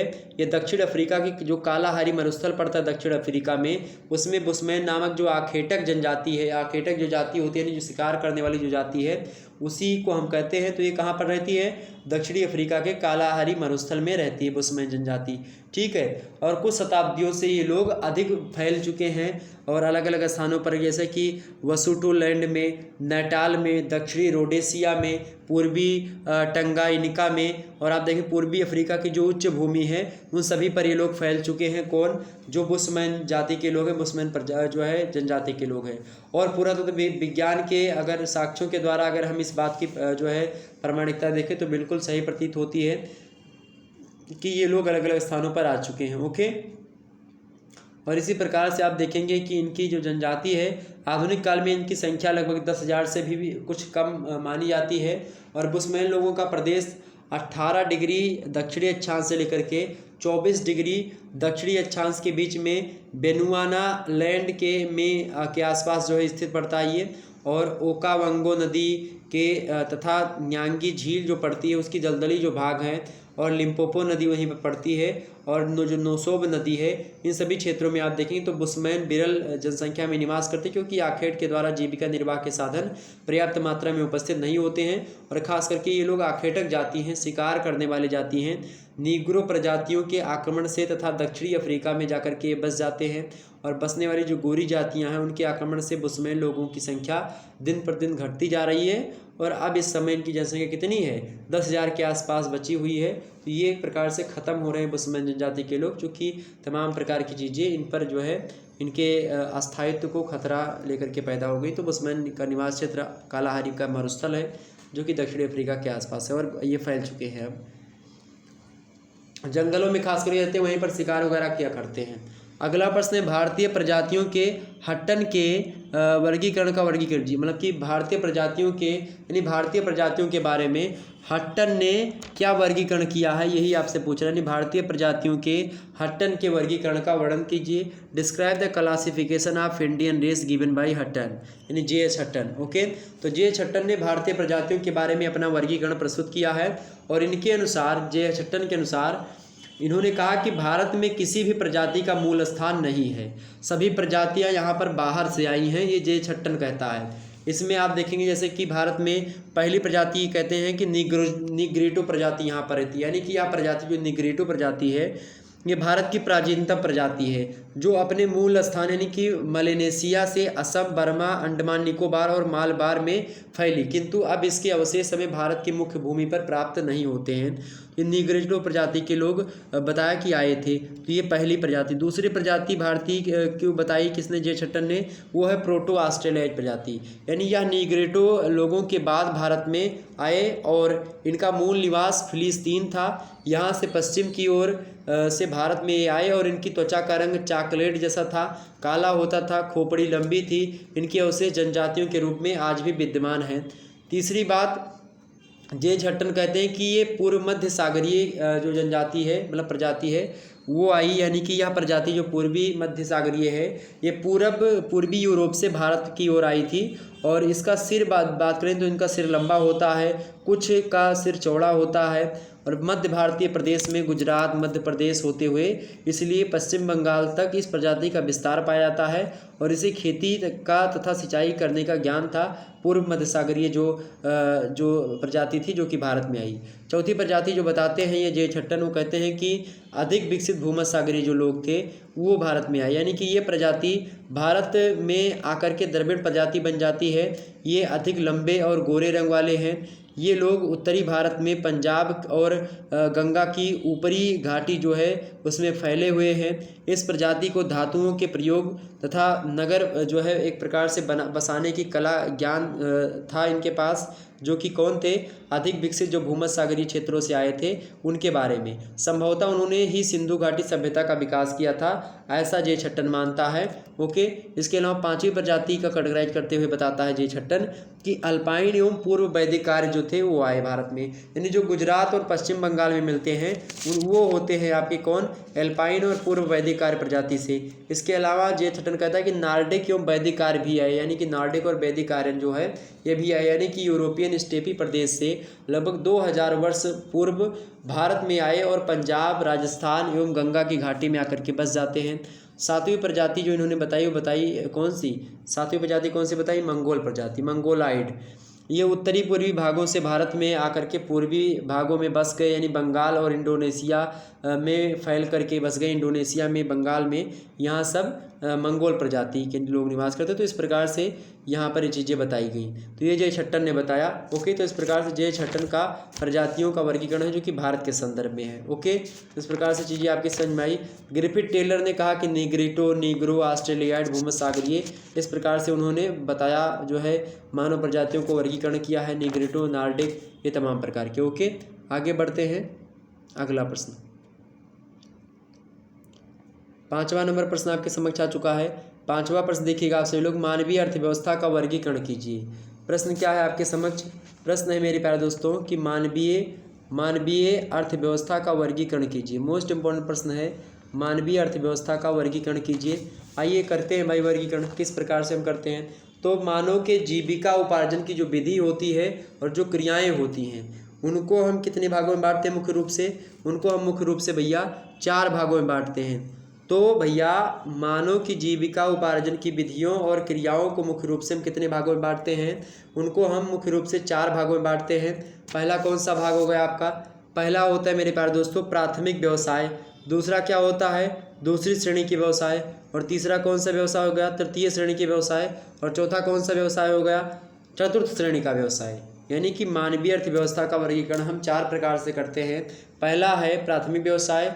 प्राथमिक व्यवसाय की अगर बात की जाए तो प्राथमिक व्यवसाय में आप देखेंगे भोजन को एकत्रित करना प्राथमिक व्यवसाय है, शिकार करना यानी अखेट करना प्राथमिक व्यवसाय है, आदिम ढंग का जो है एक प्रकार से मछुआ कर्म करना, मछली मारना है तो इस प्रकार का जो है वन काटना, पशु चारण यानी पशुओं को चराना, आदिम प्रकार की कृषि करना और इसके अलावा कृषि करना, आदिम ढंग का खनन करना पुराने प्रकार का, ये सब प्राथमिक व्यवसाय माने जाते हैं। और जो द्वितीय श्रेणी के व्यवसाय हैं उनमें आप देखेंगे निर्माण कार्य हो गया यानी उद्योगों का निर्माण हो गया, विकसित खनन हो गया, विशेषीकृत कृषि हो गई और विशेषीकृत पशुओं का उद्योग होने लगा। ये द्वितीय श्रेणी के व्यवसाय के अंतर्गत आते हैं। और मानवीय अर्थव्यवस्था को तृतीय श्रेणी की अगर अर्थव्यवस्था की बात की, तृतीय श्रेणी का व्यवसाय, तृतीय श्रेणी के व्यवसाय में आप देखेंगे परिवहन हो गया, व्यापार हो गया, संचार के साधनों का विकास, ये सब तृतीय श्रेणी के व्यवसाय में आते हैं। चतुर्थ श्रेणी के व्यवसाय की अगर बात की जाए तो इसमें उच्च सेवाएं, प्रबंध आती हैं, जो सेवाएं होती हैं वो आती हैं, शासन आता है, सुरक्षा आती है, रिसर्च वगैरह आते हैं, वैश्विक स्तर का कार्य, ये सब चतुर्थ प्रकार के व्यवसाय के अंतर्गत आते हैं, जो कि मानवीय अर्थव्यवस्था का ही एक प्रकार है। समझ में आई बातें। अगला प्रश्न देखिएगा। अगला प्रश्न आपके समक्ष दिया हुआ है, 6वां नंबर प्रश्न देखेंगे, ग्रामीण अधिवासों के प्रकार बताइए। ग्रामीण अधिवासों के प्रकार बताइए, फटाफट से बताने का प्रयास करेंगे। ग्रामीण अधिवासों के प्रकार, ग्रामीण अधिवासों की बात की जाए तो इसको जो है आकार एवं दृष्टि के हिसाब से हम लोग जो है मुख्य रूप से 4 भागों में बांटते हैं। ग्रामीण अधिवासों को आकार एवं स्वरूप की दृष्टि से हम कितने भागों में बांटते हैं? 4 भागों में बांटते हैं। तो आकार और स्वरूप की दृष्टि से हम ग्रामीण अधिवासों को 4 प्रकार से बांटते हैं। पहला होता है कृषि फार्म यानी कि फार्म स्टीड, दूसरा होता है पुरवा यानी नगला, जिसको हेमलेट कहते हैं अंग्रेजी में, तीसरा होता है आपका कौन सा? बाज़ारी गांव यानी कि जिसको मार्केट विलेज कहते हैं, और चौथा होता है आपका गांव यानी कि जिसको हम विलेज कहते हैं। तो सबसे पहले हम कृषि फार्म के बारे में समझेंगे, यानी कृषि गृह जो होता है वो क्या है। तो कृषक जो होता है तो ये ग्रामीण अधिवास के प्रकार है। पहला है आपका कौन सा? कृषि फार्म यानी कृषि गृह, कृषि मतलब फार्म स्टेज जिसको कहते हैं। तो कृषक अपने अपने फार्मों के निकट ही अपना आवास बना लेते हैं, अपने जो है परिवार के सदस्यों के साथ रह कर के कृषि कार्य भी करते हैं। ऐसे अधिवासों को हम कृषि गृह कहते हैं, यानी अपने खेतों में, जिसको फार्म हाउस बोलते हैं ना, तो फार्म हाउस पर ही चीज़ें, वहीं पर अपना घर बना लिया, वहीं पर रहने लगी। संयुक्त राज्य अमेरिका, कनाडा व ऑस्ट्रेलिया, इन सभी बड़े बड़े देशों में आप देखेंगे तो बड़े पैमाने पर कृषि फार्मों पर ही निवास स्थान बनते जा रहे हैं, जो कि कृषि गृह के नाम से प्रचलित हैं। फार्म हाउस जिसको कहा जाता है, उसमें हमारे फार्म हाउस, और फार्म हाउस मतलब कि कोई कृषि कार्य या फिर कुछ भी आप कर रहे हो तो वहाँ पर जो है आप घर बना करके रहने लगो तो वो फार्म हाउस कहलाता है। खास कर जैसे अपने यहाँ पर अटाना जिसको कहते हैं, या फिर जिसको आप कहते हैं पाही पर चलना है, तो पाही माने किसी दूर दराज एरिया में या किसी दूर स्थान पर 4-6 किलोमीटर आपके घर से दूर, या फिर 10 किलोमीटर 20 किलोमीटर आपके घर से दूर कहीं पर आपका खेत है, वहीं पर आपने एक कमरा बनाया, झुग्गी झोपड़ी बनाया, तो वही फार्म हाउस कहलाता है। तो अमेरिका में 1-2 झोपड़ी नहीं बनाते हैं, 1-2 कमरा नहीं बनाते हैं, एक बढ़िया सा घर बना लेते हैं, तो वहीं पर वो जा करके रहते हैं कुछ लोग, तो इस प्रकार से उसी को फार्म हाउस कहते हैं। ठीक है, तो ये पहला होता है अधिवास का प्रकार, यानी ग्रामीण अधिवास का पहला प्रकार। दूसरा प्रकार होता है, दूसरा प्रकार क्या होता है भाई? पुरवा या फिर नगला।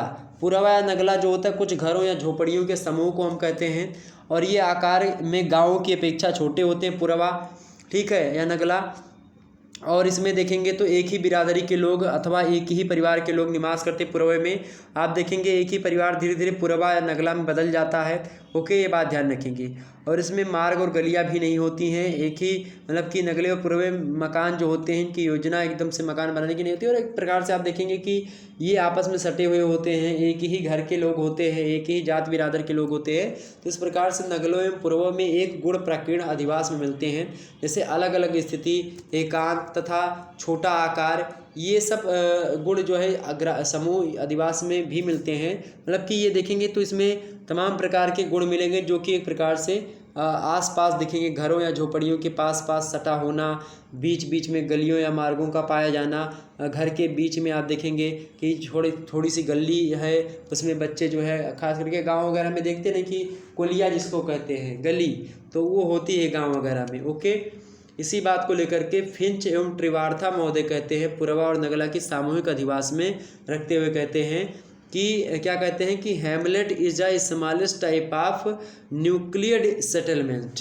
और विडाल डी लबलास ने नगलों को प्राकीर्ण अधिवास के अंतर्गत रखा है। तीसरा जो प्रकार का जो है गांव होता है, अधिवास होता है ग्रामीण का, वो बाज़ारी गांव होता है। बाज़ारी गांव में देखेंगे, गांव में जब बाज़ार के गुण आ जाते हैं तो ये बाज़ारी गांव कहते हैं। जैसे कि आपके गांव में जो बाज़ार होती है वहाँ पर रह रहे जो लोग होते हैं वो जो है बाज़ारी गांव में रहते हैं, उनको बाज़ारी गांव कहते हैं। वो शहर नहीं, वो बाज़ारी गाँव है। ओके, जैसे कि गांव में 1 या 2 वस्तु या 2 जरूरी वस्तुओं की दुकानों का प्रादुर्भाव हो गया, विद्यालय, डाकखाना, पुस्तकालय, इन सभी की सुविधा हो जाए, और गांव के आसपास की उपजों के क्रय विक्रय के लिए सप्ताह में 1 या 2 दिन हाट यानी कि उठाई बाजार जिसको कहते हैं वो लग जाए। और ऐसे ही गांव जब सड़कों से नगरों में जुड़ जाए, गांव की जो सड़कें हैं, तब इसको विकसित होकर के कस्बे का रूप ये धारण कर लेते हैं। और इसी प्रकार से यही गांव जो होते हैं बाज़ारी गांव ही कस्बे के टाइप के ही होते हैं एक प्रकार से, तो बाज़ारी गांव ये होता है। और जो चौथा होता है ग्रामीण अधिवास का प्रकार, वो होता है गांव। गांव तो आप सभी को पता ही होगा, गांव में मुख्यतः कृषिक वर्ग ही निवास करता है। कृषि जो लोग करते हैं,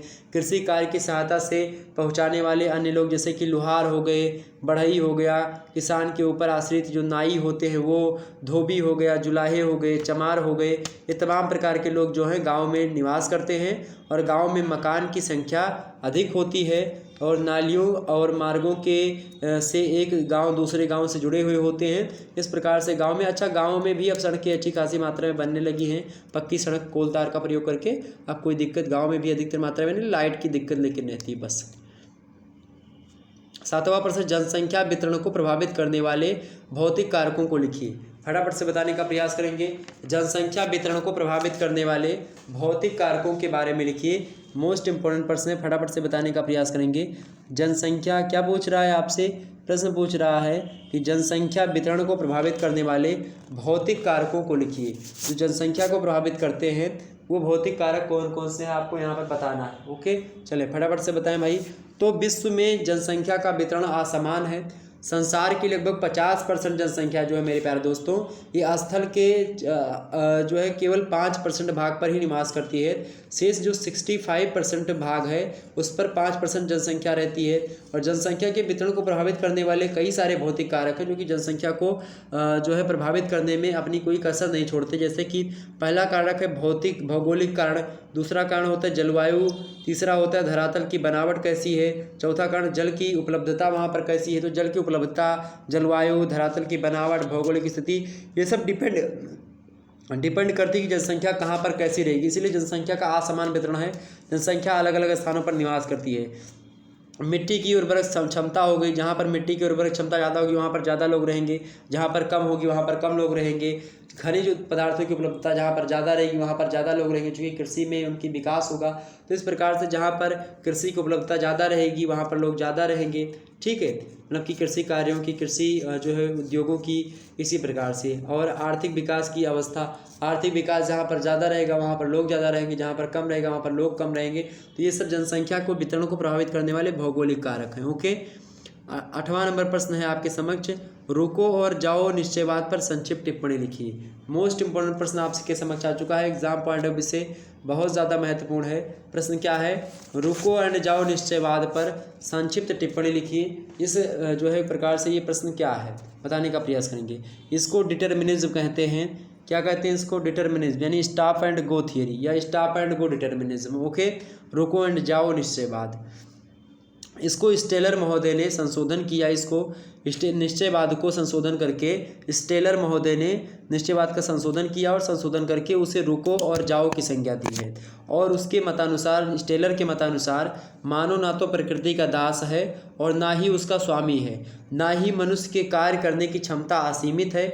मानव तथा प्रकृति में निरंतर परस्पर क्रिया प्रतिक्रिया होती रहती है, जिसके परिणाम स्वरूप मानव का जीवन पृथ्वी पर सफलता से चलता है। स्टेलर ने मनुष्य की तुलना चौराहे पर खड़े एक सिपाही से की है, जो कि सड़क पर वाहनों के चलने की गति को धीमा या फिर तीव्र कर सकता है, किंतु उसकी दिशा को परिवर्तित नहीं कर सकता है। उन्होंने अपनी अवधारणा को कहा कि मानव किसी देश की उन्नति को तेज या धीमा कर सकता है, उसे रोक सकता है, परंतु यदि वह बुद्धिमान है तो उसे भौतिक वातावरण द्वारा दर्शाई दिशा से दूर हटाने का प्रयत्न नहीं करना चाहिए। जैसे मरुस्थलों में सिंचाई के प्रबंध के बिना खेती करना, व टुंड्रा जैसे उजाड़ खंडों में बिना आवश्यक तापमान के फसलों का उत्पादन मूर्खता ही होगी। ये जो है टेलर महोदय कहते हैं। टेलर महोदय कहते हैं, इनका एक उदाहरण के माध्यम से समझो। रुको एंड जाओ सिद्धांत का मतलब होता है कि एक जो है चौराहा है, मान लेते हैं चौराहे पर एक ट्रैफिक पुलिस खड़ा हुआ होता है, इधर से मार गया है, इधर से मार गया है, इधर गाड़ियाँ आ रही हैं तो इसको हाथ दिखाता ट्रैफिक पुलिस तो ये गाड़ी रुक जाती है, इधर हाथ दिखाता है ये गाड़ी रुक जाती है, और ये आपस में जा रहे हैं। जब इधर को कहता है रुक जाओ तो ये रुक जाते हैं, ये जाने लगते हैं। तो इस प्रकार से कहने का मेरे मतलब ये है कि ट्रैफिक पुलिस जो है ये क्या है? मनुष्य की तुलना स्टेलर ने क्या की? मनुष्य की तुलना जो है चौराहे पर खड़े एक सिपाही से की है और कहा है कि सड़क पर वाहनों की चलने की गति को केवल धीमा और तीव्र कर सकता है, किंतु उसकी दिशा नहीं बदल सकता है। जो यहाँ पर प्रकृति खड़ी हुई है वो इसको तेजा धीमा कर सकती है एक प्रकार से, और लेकिन उसकी जो दिशा है, उसकी जो गति है, उसको परिवर्तित नहीं कर सकती है। मेरे कहने का मतलब यहाँ पर ये है कि मनुष्य उस खड़े चौराहे पर प्रकृति की मतलब उस सिपाही की भांति है जो कि वहाँ पर खड़ा है। वो केवल गाड़ियों को रोक सकता है कि हाँ 1 मिनट रुक जाओ, धीमा हो जाओ, तेज हो जाओ, लेकिन उनकी दिशा यानी कि जो व्यक्ति इधर जाना चाह रहा है उसको इधर वो नहीं मोड़ सकता, ये नहीं कर सकता। तो सेम यही प्रकृति का भी हाल है, यानी प्रकृति भी मनुष्य को, मनुष्य जैसा कर रहा है उसी के हिसाब में मनुष्य करेगा, लेकिन प्रकृति अपने हिसाब से काम करेगी मनुष्य के लिए। तो मतलब कहने का क्रिया प्रतिक्रिया का नियम यहाँ पर चलेगा, जैसा मनुष्य बोएगा वैसे काटेगा, ये यहाँ पर जो है। ओके, तो बिना मतलब के यानी स्टेलर की संकल्पना कहती है इनके मतानुसार किसी भी वातावरण द्वारा जो है दिए जाने वाले अक्सर समान मतलब कि नहीं होते हैं। जो वातावरण वाला दिए जाने वाले अवसर होते हैं वो समान नहीं होते हैं। वो अवसर जो होते हैं कुछ कम प्रयास व कुछ अधिक संघर्ष की मांग करते हैं। किसी भी पर्यावरण में संभावनाएं असीम होती हैं और हर एक विकल्प के लिए कीमत देनी पड़ती है, परंतु इन सीमाओं में होते हुए भी विकल्प चुनने की स्वतंत्रता मनुष्य के पास होती है। मनुष्य के पास हाथ में जो है मिर्चा की जो है बीज भी है और आम का बीज भी है, केले का बीज भी है और संतरे का बीज भी है। अब मनुष्य चाहे तो मिर्चा बोए, चाहे संतरा बोए, चाहे केला बोए और चाहे आम बोए, ये मनुष्य पर डिपेंड करता है। प्रकृति संभावनाएं प्रदान कर दी है और मनुष्य का काम है उस पर जो है रोपाई करना, उस पर बोना। मनुष्य जैसा करेगा वैसा ही फल भरेगा। डिटर्मिनिज्म क्या था? निश्चयवाद या फिर पर्यावरणीय निश्चयवाद को पर्यावरणवाद भी कहते हैं, और इस प्रकार इस विचारधारा के अनुसार मनुष्य जो है प्रकृति का दास है। निश्चयवाद ये कहता था, लेकिन रुको एंड जाओ जो निश्चयवाद है इसके ठीक एक प्रकार से उसमें संशोधन हुआ और मनुष्य के और प्रकृति का दास जो ये परंपरा थी उसको हटाने का प्रयास स्टेलर महोदय ने किया। ठीक है, ध्यान रखिएगा। जो निश्चयवाद है कहता था कि मनुष्य प्रकृति का दास है, प्रकृति सर्वशक्तिमान है और मनुष्य के सभी क्रियाकलापों को पर्यावरण पूर्ण रूप से नियंत्रित करता है। इसी विचारधारा के मुख्य प्रतिपादक रेटजल महोदय हैं। इसके अलावा उनकी शिष्या कुमारी सेम्पल भी इसी विचारधारा की समर्थक थीं।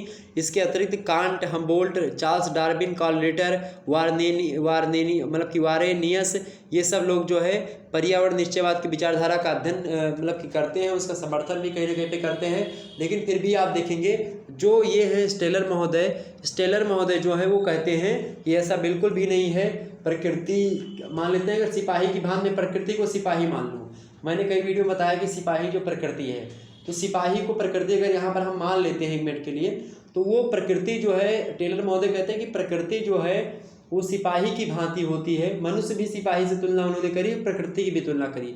तो प्रकृति क्या कर सकती है? केवल आपकी दिशा जो है बदल सकती है, मतलब आपकी दिशा नहीं बदल सकती कि आप आम बोओगे या फिर आपको केला बोना है। आम या केला आप ही बोओगे, लेकिन आपको धीमा यानी कि आपकी उपजाऊ क्षमता ज़्यादा होगी कम होगी, प्रकृति डिनोट करेगी। क्या मिलेगा? मतलब प्रकृति ने आपको बारिश प्रकृति करवाना है, इसके अलावा प्रकृति को ही तापमान बढ़ाना घटाना है, तो ये सब प्रकृति करती है। मनुष्य अपनी आवश्यकता के हिसाब से प्रकृति के द्वारा प्रदान किए गए जो साधन है उनका प्रयोग करके अपनी आवश्यकताओं की पूर्ति करे, ये नवनिश्चयवाद कहता है। और निश्चयवाद जो था ये कहता है कि प्रकृति का दास होता है मनुष्य, प्रकृति जो चाहती वही होती है। तो इस प्रकार से इन सभी विचारधाराओं में आपके बारे में कुछ बातें समझ में आई होंगी। अगला प्रश्न देखिएगा, 9वां नंबर प्रश्न, मानव भूगोल की विषय वस्तु को संक्षेप में लिखिए। फटाफट से बताने का प्रयास करेंगे। प्रश्न क्या है? मानव भूगोल की जो विषय वस्तु है यानी कि स्कोप ऑफ ह्यूमन ज्योग्राफी, यानी कि right in brief scope of human geography. Okay, यानी संक्षेप में बताना है आपको इसका विषय क्षेत्र, मानव भूगोल के विषय क्षेत्र के बारे में आपको विवेचना करनी है। ओके, तो समझते हैं भाई मानव भूगोल की विषय वस्तु के बारे में। तो वर्तमान समय में की अगर बात की जाए तो मानव भूगोल का विषय क्षेत्र अत्यंत व्यापक हो चुका है और मानव भूगोल मनुष्य एवं उसके वातावरण का जो पारस्परिक संबंध था, जो मैंने आपको समझाया, तो पारस्परिक जो संबंध है मनुष्य और वातावरण के बीच का, उसका अध्ययन करता है मानव, मतलब मानव भूगोल। और इसीलिए पृथ्वी के जिन जिन प्रदेशों में जनसंख्या निवास करती है उन सभी प्रदेशों के मानव समूहों एवं उनके क्रियाकलापों को उनके वातावरण के संदर्भ में विश्लेषणात्मक अध्ययन करना मानव भूगोल के विषय के अंतर्गत सम्मिलित किया जाता है। और यहाँ यह भी उल्लेखनीय बात है मेरे भाई कि समय के साथ साथ मानव तथा वातावरण के संबंध जो हैं वो निरंतर परिवर्तित हो रहे हैं। इसी बात को लेकर के एक सिद्धांत भी है, परिवर्तनशीलता का सिद्धांत, जिसको मैंने आपको बताया था। परिवर्तनशीलता के सिद्धांत के बारे में आपको समझाया कि नहीं समझाया? परिवर्तनशीलता का सिद्धांत मैंने आपको बताया था ना। कौन सा सिद्धांत था आपका? कौन सा सिद्धांत था भैया? क्रियाशीलता का सिद्धांत। ओके, ये मैंने आपको समझा दिया था अच्छे तरीके से। तो मानव भूगोल की विषय वस्तु के अंतर्गत आप देखेंगे चूँकि मनुष्य जो है अलग अलग स्थानों पर जाएगा तो अलग अलग लोगों के संपर्क में आएगा, तो इस प्रकार से क्या होगा, उसके और वातावरण के संदर्भों में निरंतर परिवर्तन होगा। और इस जैसे उदाहरण के लिए समझे कि मनुष्य जो होता है जैसे जैसे विज्ञान एवं तकनीकी क्षेत्र में उन्नति कर रहा है धीरे धीरे, वैसे वैसे क्या हो रहा है कि वो अपने आप को प्राकृतिक वातावरण के प्रभावों से मुक्त करता जा रहा है। और कहीं कहीं तो उसने कृषि एवं कुछ उद्योगों के लिए कृत्रिम वातावरण की दशाएं भी पैदा कर ली हैं। कांच के घरों में फसलों का उत्पादन करना हुआ, फसलों के शीघ्र पकने वाले बीज जो एक प्रकार से बना लेना हुआ, सूती वस्त्र उद्योग हेतु आप देखेंगे ह्यूमिडी जो है फायर्स द्वारा नम वातावरण का निर्माण कर लेना हुआ। ये तमाम प्रकार के कुछ ऐसे उदाहरण हैं जिससे मनुष्य और वातावरण के बीच का जो संबंध है, जो तालमेल है मनुष्य और वातावरण के बीच का, ये क्या हो रहा है, ये लगातार खत्म होता जा रहा है। और मनुष्य मानव भूगोल के विषय क्षेत्र के अंतर्गत हम इन सभी चीज़ों का अध्ययन करते हैं जो कि मनुष्य और वातावरण के या मनुष्य और प्रकृति के बीच का जो संबंध है या वातावरण के बीच का जो संबंध है, इसमें जो कटुता आ रही है, जो मित्रता आ रही है, इन सभी का अध्ययन मानव भूगोल के अंतर्गत होता है। अच्छा, मानव भूगोल के अंतर्गत हम प्रमुख रूप से मुख्य 5 पक्षों का अध्ययन करते हैं। 5 पक्ष कौन कौन से, इनको जान लेना परम आवश्यक है। 5 पक्ष कौन कौन से भैया? पहला पक्ष है किसी प्रदेश में निवास करने वाली जनसंख्या एवं उसकी कार्य क्षमता कैसी है, ये डिनोट करता है। तो किसी प्रदेश में निवास करने वाली जनसंख्या एवं उसकी कार्य क्षमता का अध्ययन। दूसरा, मतलब उस प्रदेश में उपलब्ध जो प्राकृतिक संसाधन है उनका अध्ययन करना हुआ। तीसरी बात यह है, तीसरा, प्रदेश की जनसंख्या द्वारा उपलब्ध संसाधनों के उपयोग से निर्मित जो सांस्कृतिक वातावरण है, यानी सांस्कृतिक वातावरण जो बनाया है मनुष्य ने, जो प्रकृति के द्वारा उपलब्ध संसाधन है उस जनसंख्या के क्षेत्र में, तो उसके वो जो सांस्कृतिक वातावरण जो है बनाया है मनुष्य ने, उसका अध्ययन करना हुआ। चौथा, इसका एक विषय क्षेत्र के अंतर्गत क्या पढ़ते हैं हम, मानव वातावरण समायोजन और प्रादेशिक संगठन जो होता है मानव भूगोल के अंतर्गत। वातावरण मतलब कि मानव वातावरण और मतलब मानव और वातावरण के बीच का जो समायोजन होता है कि मनुष्य और प्रकृति, मनुष्य और वातावरण के बीच में जो सामंजस्य है उसका अध्ययन करना हुआ। प्रादेशिक संगठनों का अध्ययन करना हुआ। तो इन सभी चीज़ों का अध्ययन मानव और भूगोल के विषय क्षेत्र के अंतर्गत किया जाता है। और 5वां जो एक प्रकार से जो तत्व है या पक्ष है मानव भूगोल का, वो है कि वातावरण समायोजन का कालिक अनुक्रमण, यानी समय के हिसाब से जो परिवर्तन हो रहा है उन सभी का अध्ययन करना, ये मानव भूगोल के अंतर्गत सम्मिलित किया जाता है। तो इस प्रकार से विश्व के विभिन्न प्रदेशों के अंतर्गत मानव के समस्त क्रियाकलापों का अध्ययन करना मानव भूगोल के विषय क्षेत्र के अंतर्गत आता है। और मानव स्वयं एक स्वतंत्र भौगोलिक कारक है जो अपने प्राकृतिक वातावरण के द्वारा प्रदत्त संसाधनों का उपयोग करके, यानी जो संसाधन प्राप्त हैं प्रकृति के द्वारा, उनका प्रयोग करके क्या करता है, अपना विकास करता है, अपने जीविकोपार्जन के लिए कृषि करता है, आखेट यानी जो है शिकार करता है, मत्स्य आखेट करता है, मछलियों का शिकार करता है, वन पदार्थों का संग्रह करता है, खनन करता है और अन्य प्रकार के जो आजीविका के साधन हैं उनको अपनाता है। तो इस प्रकार से और अपने रहने के लिए घर बनाता है, जो है गांव और नगरीय अधिवास बनाता है, इस प्रकार से आवागमन के लिए सड़कें बनाता है, रेल मार्गों का निर्माण करता है। तो ये सब भी आप देखेंगे, ये सब मानव भूगोल के अंतर्गत आप देखेंगे अध्ययन किया जाता है। तो इस प्रकार से सारी चीज़ें क्लियर हो गई आपकी। तो मानव भूगोल का विषय वस्तु इस प्रकार से, जो कि मैंने आपको सारी चीज़ें संक्षेप में कह सुनाई, तो इस प्रकार से आपके सामने तमाम प्रकार की चीज़ें समझ में आई होगी। अब आपका दीर्घ उत्तर टाइप का जो प्रश्न है उसको हम समझ लेते हैं। दीर्घ उत्तर टाइप के प्रश्न जो हैं इसकी संख्या 5 या 4 के आसपास आपकी परीक्षा में दी जाएगी। इनमें से केवल 2 करना होता है, ये मोस्ट इंपॉर्टेंट है। एक प्रश्न का उत्तर आपको 500 शब्दों में लिखना होगा, ये बात ध्यान रखिएगा।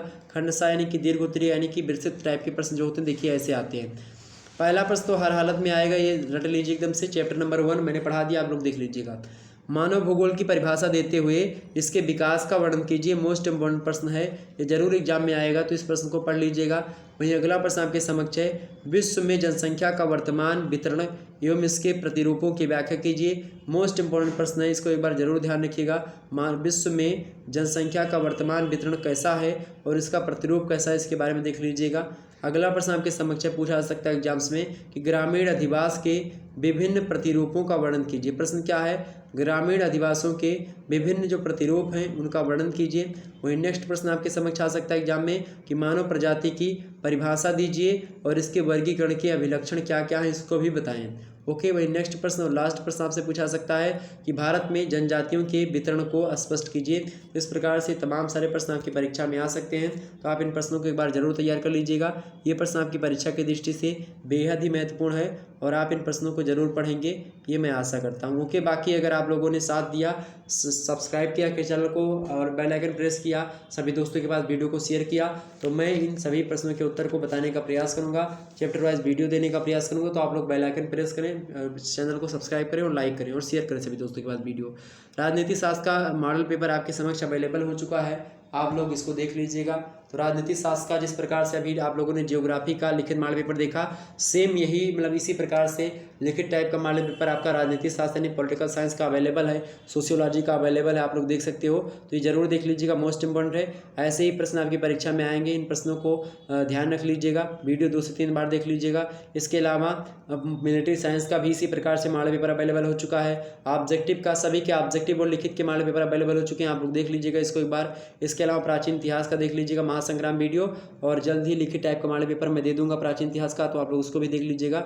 इसके अलावा जियोग्राफी का चैप्टर 1 जो मैंने आपको बताया, मानव भूगोल का अर्थ और परिभाषा मैंने बता दी है, इसको जरूर देख लीजिएगा, मोस्ट इंपॉर्टेंट है आपकी परीक्षा की दृष्टि से, ये जरूर देख लीजिएगा। ओके, सभी यूनिवर्सिटीज़ के लिए सेम ही सिलेबस है, तो आप मानव भूगोल का अर्थ और परिभाषा यानी meaning and definitions of human geography, इसको जरूर देखेंगे, मोस्ट इंपॉर्टेंट है। ओके, चलें फिर मिलते हैं हम नेक्स्ट वीडियो में। तो इस प्रकार इन सभी प्रश्नों का एक प्रकार से स्क्रीनशॉट लेना चाहे तो ले लीजिएगा, आप स्क्रीनशॉट ले लीजिए, 3 का इनका 3 का लीजिए, फिर इनका ले लीजिए, फिर इसका ले लीजिएगा।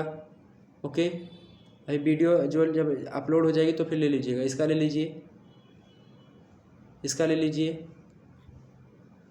फिर इसका ले लीजिए। ओके, और इसका लेना चाहे तो इसका भी ले लीजिए। तो इस प्रकार से आप लोगों ने समझा, सारी चीज़ों को जाना, सारी चीज़ों को समझ लिया। तो बीए द्वितीय मतलब बीए प्रथम वर्ष सेकंड सेमेस्टर में जो आपको जियोग्राफी के अंतर्गत पढ़ना होता है, उसको मैंने आपको विस्तार से समझा दिया, पढ़ा दिया। मानव भूगोल की तमाम सारे जो प्रश्न थे आपके मन में, तमाम प्रकार के जो डाउट थे, वो आपको एक ही वीडियो के माध्यम से समझाने का प्रयास किया गया। आपको क्या और मॉडल पेपर की आवश्यकता है? अगर आवश्यकता है तो आप ज़रूर बताएं, अगर नहीं भी आवश्यकता तो मैं कम से कम 2-3 मॉडल पेपर आपको और दूंगा। और जिन छात्रों ने सारे के सारे मॉडल पेपर को देख लिया, एक भी प्रश्न उनका नहीं छूटने वाला है, वो 100% में 100% जो है लेकर के आएंगे, यानी कि लिख करके सारा आएंगे। नंबर देना तो एग्जामिनर का काम है। ओके, चलिए फिर मिलते हैं नेक्स्ट वीडियो, तब तक के लिए जय हिंद, जय भारत, धन्यवाद।